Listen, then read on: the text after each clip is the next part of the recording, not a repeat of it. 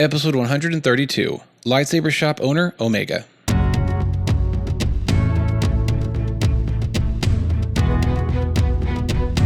Thanks for listening to the Visionary Variety Podcast. This is Nate. And this is Daniel. This week we'll be interviewing my new friend Eugene from Montgomery, Texas. He makes beautiful combat lightsabers for Star Wars fans around the world. Well, let's get to it.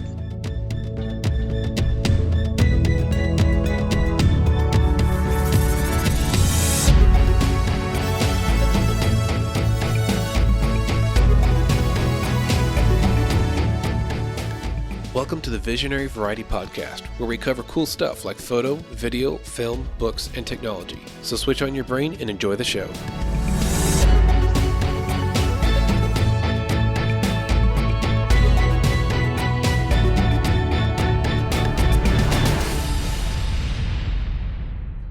So Eugene, thank you so much for joining us in the episode. This is a big honor. No, thanks for having me.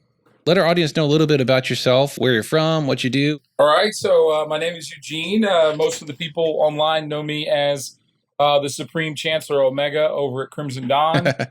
I'm located in Montgomery, Texas. I've been here most of my life. This is where the shop is. This is where I live.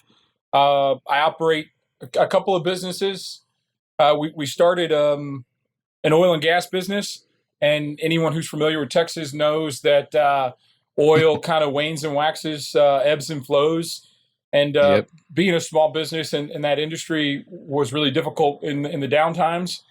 And that's kind of how the Crimson Dawn thing came about. It's a good way to keep my employees working, to keep everything going. We already had a massive shop space.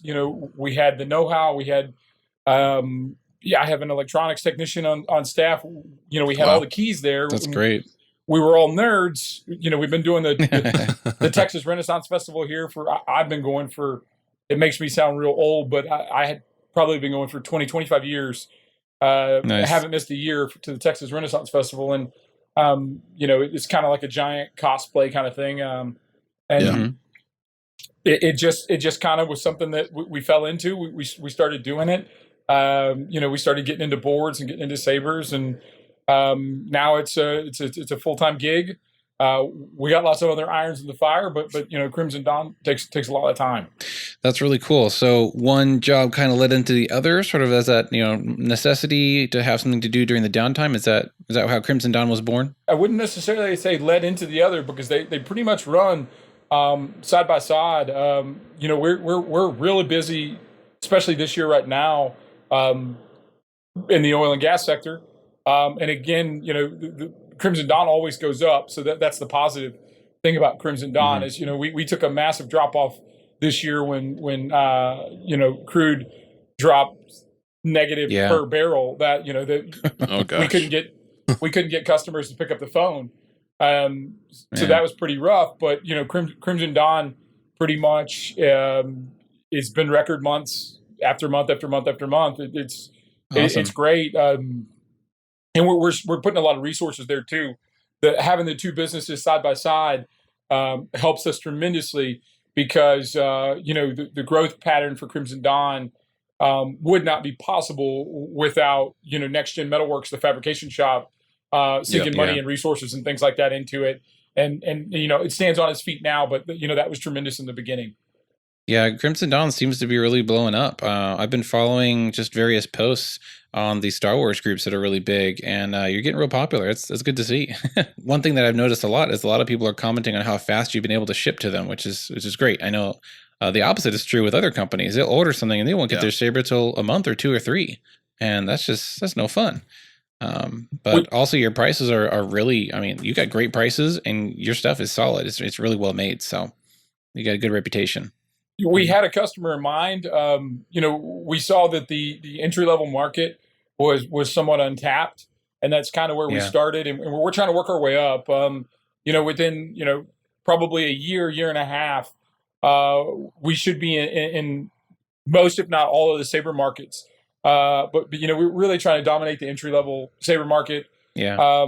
There's not a lot of help. If you're a single mom trying to get, a saber for your kid, you don't want to spend, $400 and, yeah.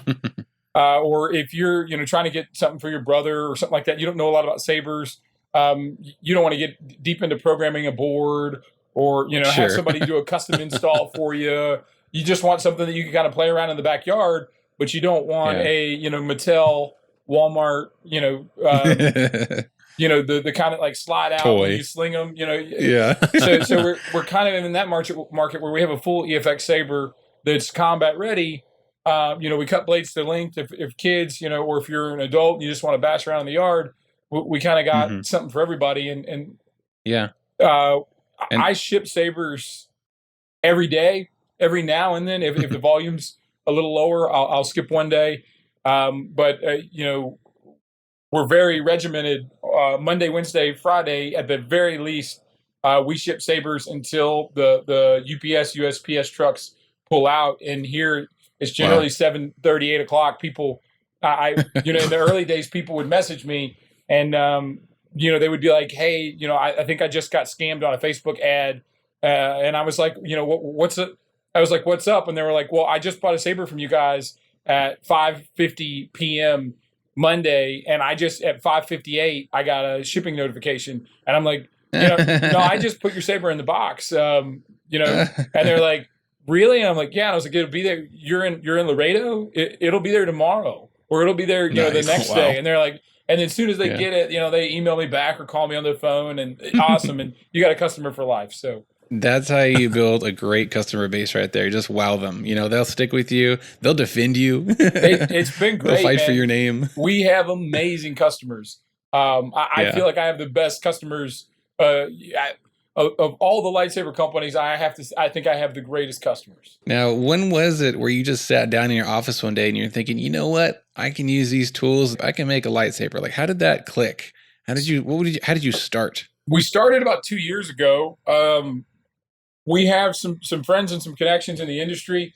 We knew a lot about the industry and the hobby.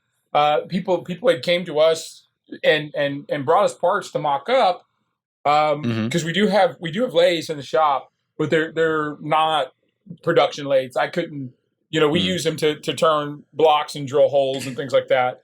Yeah. We can put Yeah. threads on stuff, but I am, Cool. they won't hold these kind of tolerances or anything like that. And they're very hands on. But we got to talking, we got to doing some stuff, and we started, prototyping some stuff and getting some stuff in our hands, and just kind of was like, I think we could build a business around this.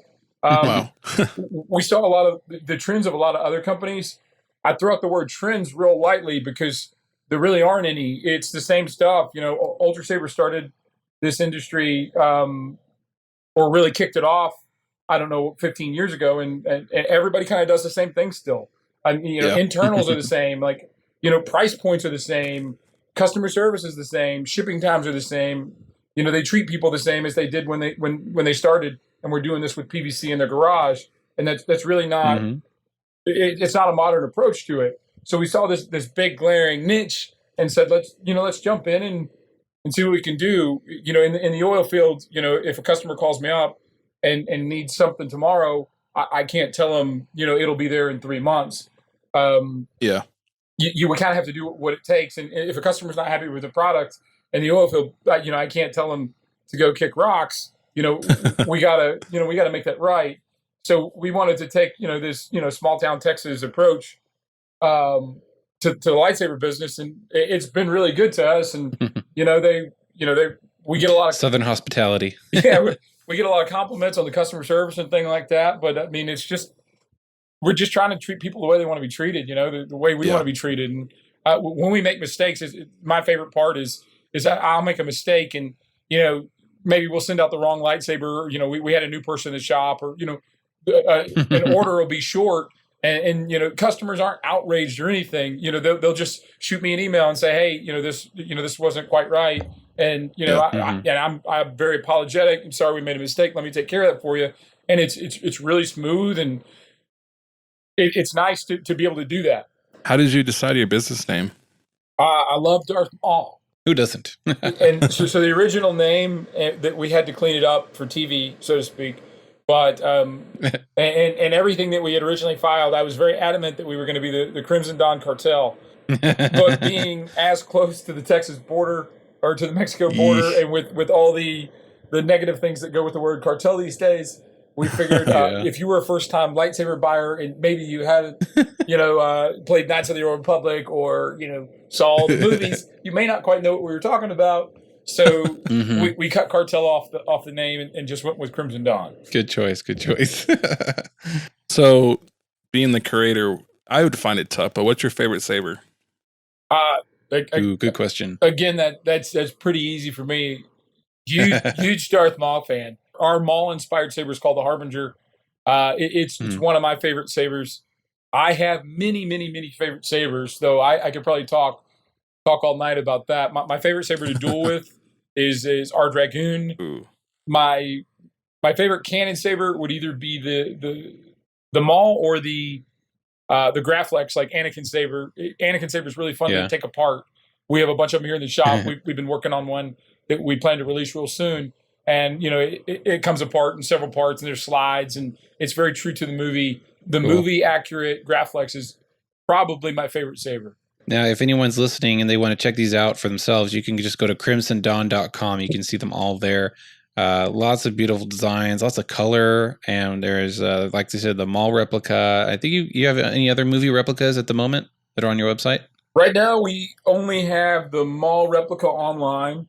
We're working up a Graflex that'll be part of our Profi board setup, which I'll go into a little bit later in this discussion. We're going to invest really heavily into Profi board for the future, but we have a pseudo true to form Obi-Wan. We have a pseudo true to form Luke coming out, the one with the little control box on the side. Episode the Callus Maker 6, maybe. Yes, the Callus Maker. Callus. I wish it could make a callus. It'll take a chunk out of your hand. It sticks out pretty far and doesn't leave much of a handle. Nope. Any hope in the future for a Rey lightsaber replica, Yellow Blade? Yes, I love that saber. Yes, is that top secret? No, it's not top secret. It was it's not my favorite saber.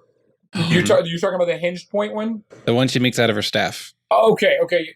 That one is not on the works. We do have the hinged version because it is it's wildly popular. I think it's the dark red. Yeah, it's super cool. Yeah, it's very popular. But after doing some prototyping and things like that, I already hate it because it's a production nightmare and a service nightmare. But it lots of people like it, and at the end of the day, it's kind of what we got in the business for. So. Cool. Well, if you ever make a Yellow Blade Ray saber, I think it would be awesome to have the staff connected to it. That would be so cool. All of our sabers are RGB, so you could do yellow on anything you want. That's yeah. So all your sabers, I was going to ask this.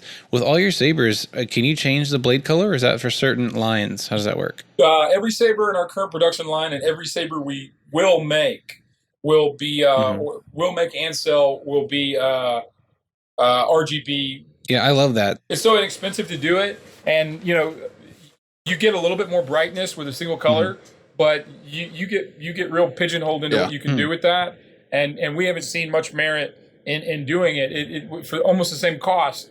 We can build RGB sabers, and you could be Darth Vader one day and Luke the next, and Obi-Wan. You know what I mean? So that's kind of. I love that because I've seen with other companies that you got to pay a pretty penny to get the ones that can change color. Yeah. And all yours are RGB, so I think that's awesome.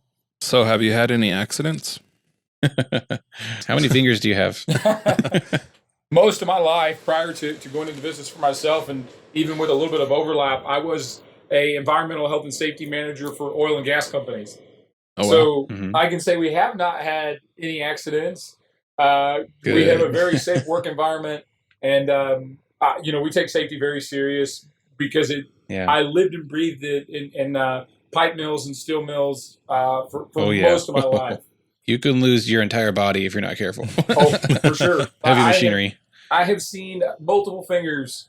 I've seen hands worth of fingers throughout my career. Probably, if I had to guess, I've probably seen, if we count tips, 30 or 40 fingers. Dang. Yeah.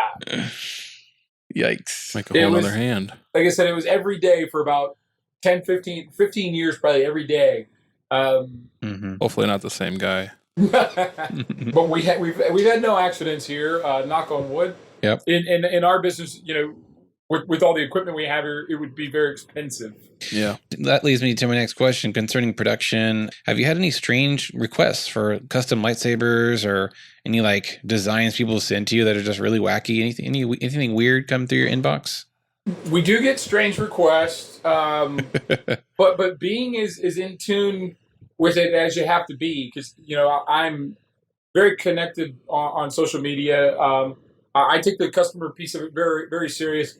I spend probably 3 hours a day just randomly, talking to customers or potential customers or people who message us, and they'll send me things, and I mean, from Lego sabers. Somebody wanted a full like a life size Lego saber. Wow, that's super cool. Yeah, and it was a cool idea. It really was. We looked at doing it, and I looked around for a few hours, and started sketching it up, and one of my guys went in the office or came in the office and was like, "Here it is. These guys make it." So I just sent that dude a link and was like, "Here you go. You can get it from these guys." But and they know what they're doing already.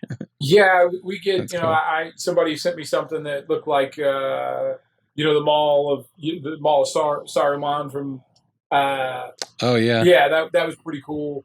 I mean, we've got some pretty wacky ideas, but some of them would be pretty difficult builds. Yeah. I just saw today. One of my friends shared with me Lord of the Rings lightsabers, and there was like the Sting hilt with the blade on the lightsaber blade. And there was what was Aragorn's sword? I forgot that one. And there was, like you said, there was a Sauron looking one too. Wow, pretty cool. I wonder if those would sell at Renaissance Festival. Do you sell lightsabers at the Ren Fair? So can you? Yeah, we had plans. We think we could sell at Sherwood Forest Fair, which is another local fair. They're a little bit more open.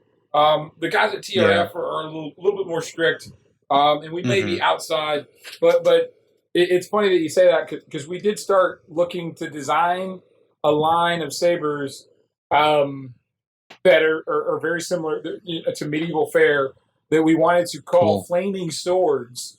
So we could sell Crimson Dawn sabers at the Texas Renaissance Festival. So cool. Loophole. The Texas Renaissance Festival is huge. Yeah, I was thinking Magic Blade. What can we?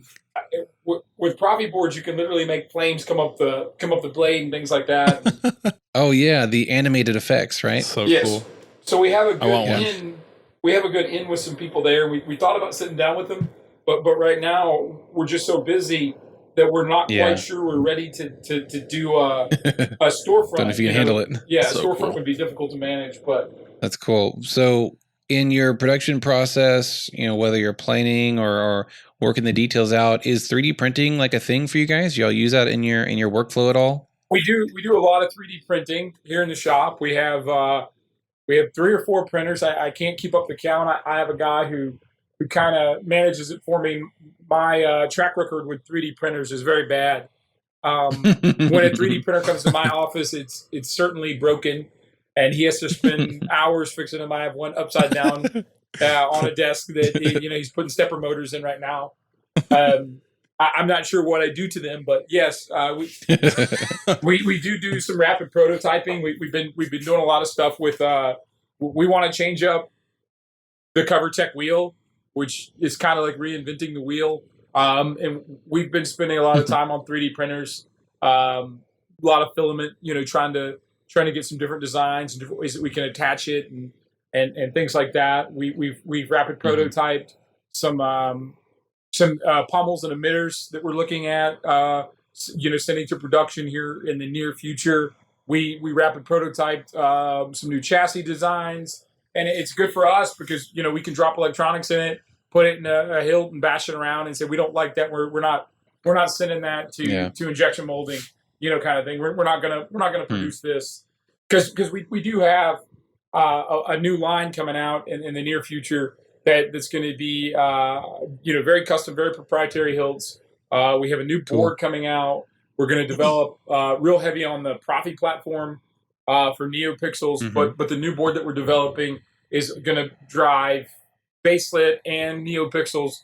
It'll be very affordable, very inexpensive.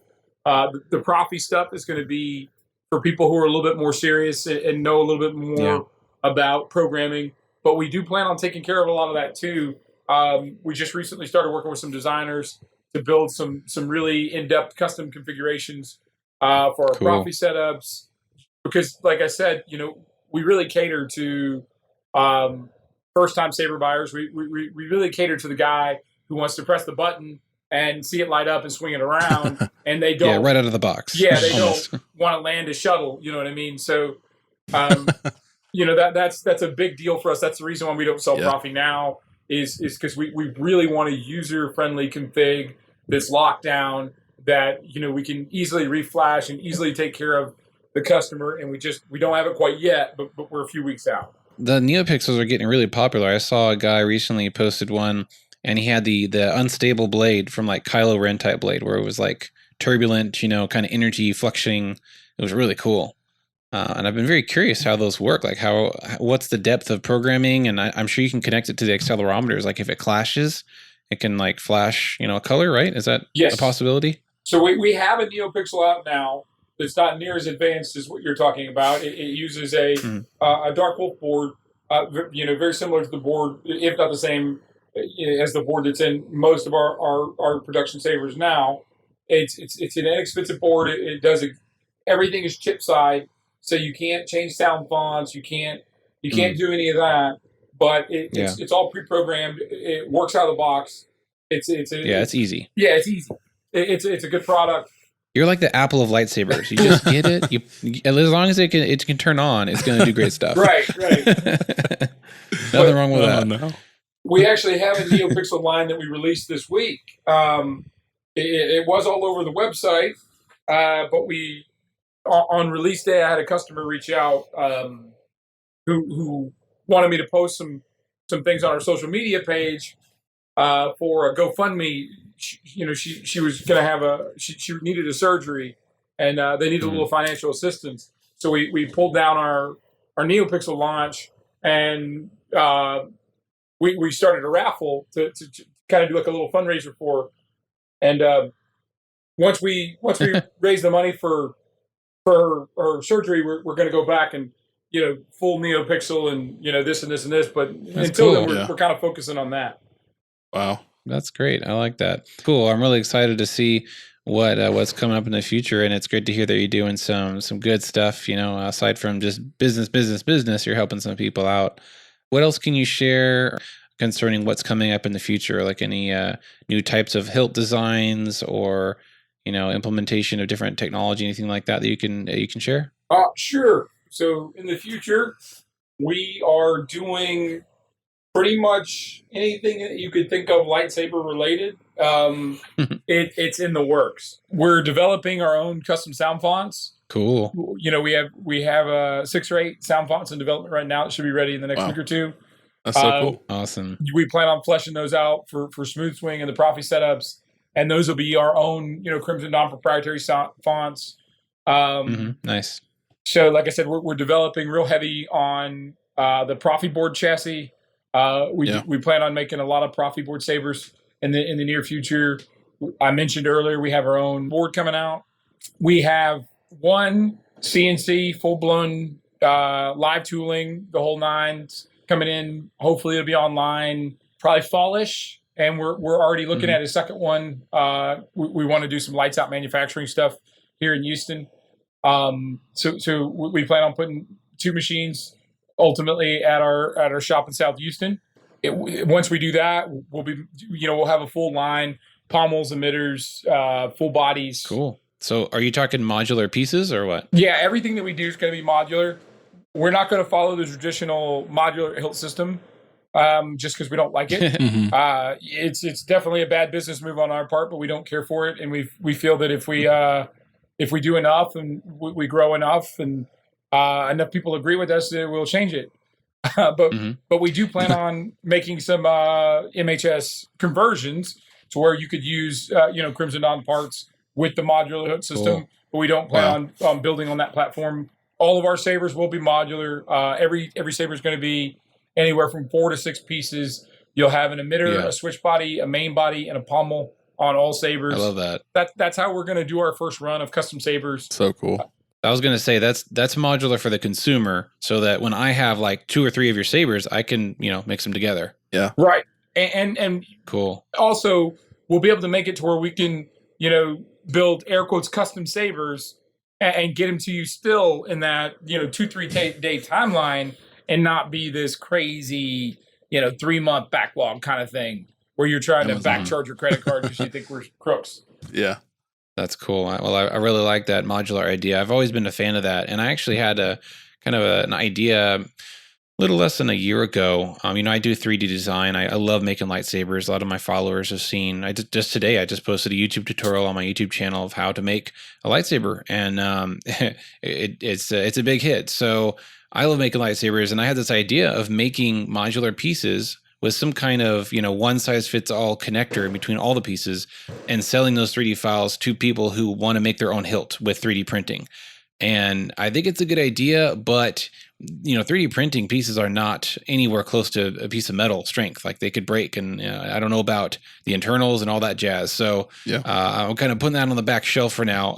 But I love it. I love it when I do see a practical metal and well-made modular system. I think that's genius, and it's going to open up a lot of room for creativity. And custom, lightsabers are all about being personalized and customized. And the lightsaber in the Star Wars universe, that's what it's all about, is each person makes their own lightsaber, and really no one should have one that looks like yours, Yeah. The way we came up with the idea, well, I can't even say came up with the idea, it's been around, but the thought process at Crimson Dawn was that if we do everything really modular and everything works, we want to be able to sell you a saber for $60-$80 for your kid, or for yourself if you're just getting into the hobby, and you find out you love it, it's the greatest thing ever. Instead of having to go to the next saber company to get your saber because you want the next step up, we want you to be able to jump on the website and get that new crowned emitter and throw the crowned emitter on the saber that you had, and now you got a new look, a new feel. You kind of polished it up, and then a little bit later you get you get a new pommel, and the pieces can kind of get as intricate as both you want to be in the hobby and that you can afford. So it kind of grows with you. We want to be able to take you from the very, very beginning of the hobby to the very, very end, ultimately. I really like what the Galaxy's Edge has done with their little lightsaber shop that you can go to, because they have different styles of lightsaber. And it's cool because there's one that's very alien and organic looking. There's another one that's just kind of like dark side looking. Another that's kind of generic Jedi with brushed aluminum metal color. And it's just like, it's very personal. You can get your own styles. And I think that would be really cool to have different cultural looking sabers just fit someone's style, So that's awesome. So we're talking about lightsabers. Have you ever cosplayed? Like, are you a cosplayer? I mean, you sound like you do some fighting with sabers. Tell us about that. I feel like if you call what I do cosplay, I feel like you give a bad name to cosplay. But being a guy, so close to the Texas Renaissance Festival, it's been a huge part of my life now for 25 years. And go every year. After about going 10 years, I bought a kilt, and then cool. Oh, you're into it. Once you get a kilt, then you get a shirt, and then you get this, and then a couple of years later, somebody says, "Hey, let's do Star Wars," and you have no problem doing it. I have a dark Jedi thing, and you know what I mean. Nice. It's once you do if you've ever been to the Texas Renaissance Festival, it's so kind of different.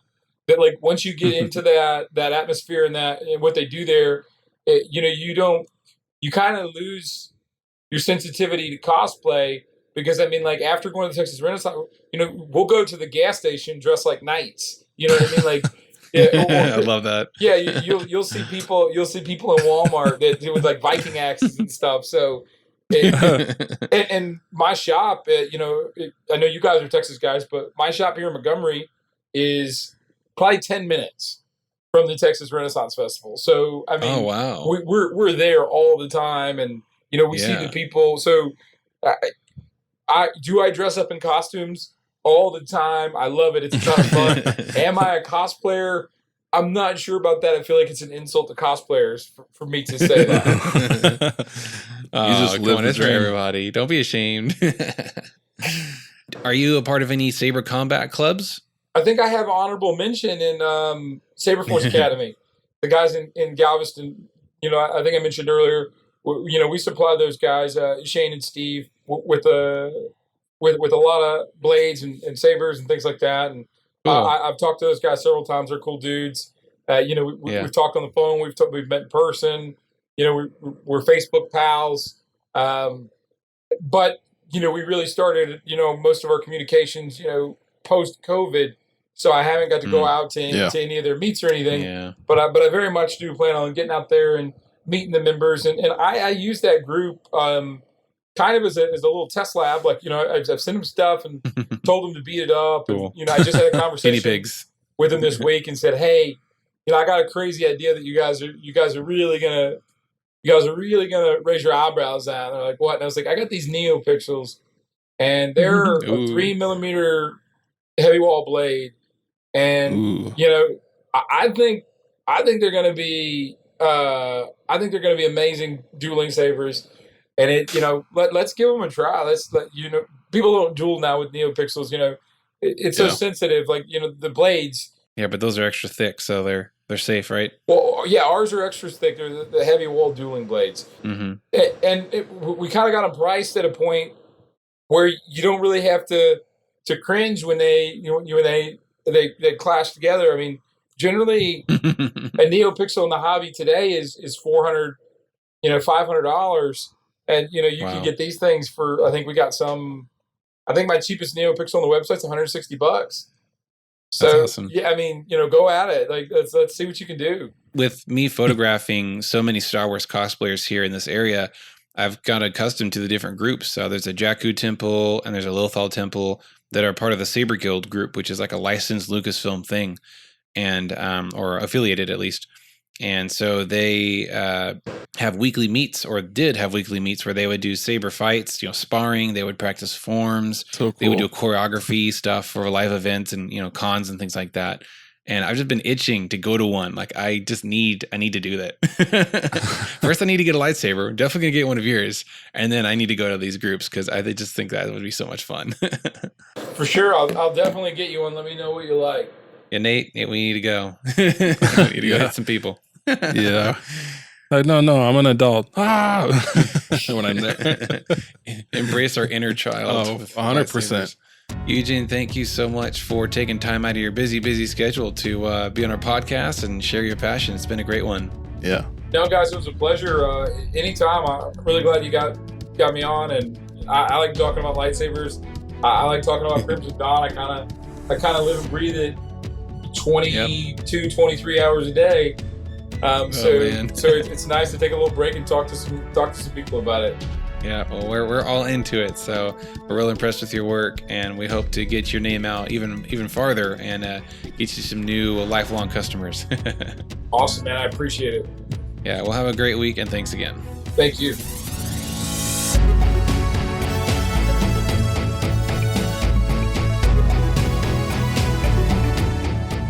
If you like this show, be sure to subscribe on your favorite podcast app. You can also find our previous episodes there and listen whenever you want. We love to hear from our listeners, so if you have any comments or suggestions for future episodes, you can reach us at tvvpodcast@gmail.com. Thanks for listening and have a great week.